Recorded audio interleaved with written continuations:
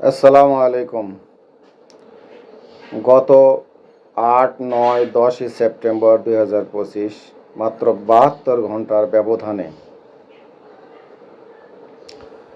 গত 8, 9, 10 সেপ্টেম্বর সোম, মঙ্গল, বুধ এই 3 দিন বা 72 ঘন্টার ব্যবধানে ফিলিস্তিন, লেবানন, সিরিয়া, তিউনিসিয়া, কাতার এবং ইয়েমেন এই 6 দেশে হামলা চালিয়েছিল শয়তান ইসরায়েল এবং আমেরিকা। এই শয়তানদের হামলায় শুধু গাজাতেই সোমবারেই 150 মানুষ নিহত হয় এবং 500-র উপরে মানুষ আহত হয়। এরপরে অন্যান্য দেশ কাতার, ইয়েমেন ইত্যাদি মিলে প্রায় 200 জনের মতো মানুষ নিহত হয়। এই নিহত হওয়ার বিপরীতে বা এই হত্যাকাণ্ডের বিপরীতে এই 6 দেশের মধ্যে কোনো কুত্তার বাচ্চায় মাথা তুলে দাঁড়ায়নি। একমাত্র ইয়েমেন এর পাল্টা হামলা হিসাবে কিছু প্রতিক্রিয়া জানিয়েছে।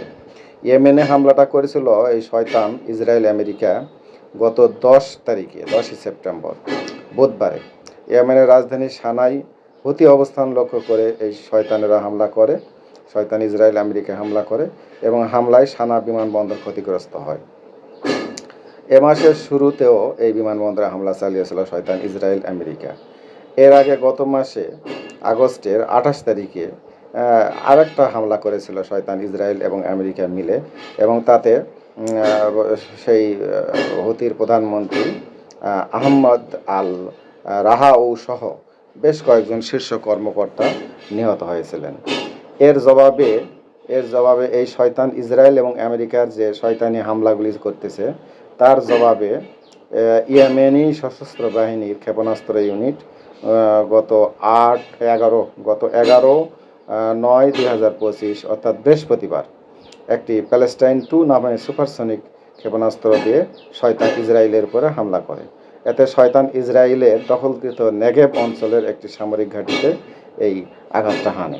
ফলে বহু শয়তান ইসরায়েলি বসতি স্থাপনকারী এই শয়তানেরা সেই জায়গা ছেড়ে তখন নিরাপদ আশ্রয় কেন্দ্রে পালিয়ে যায়।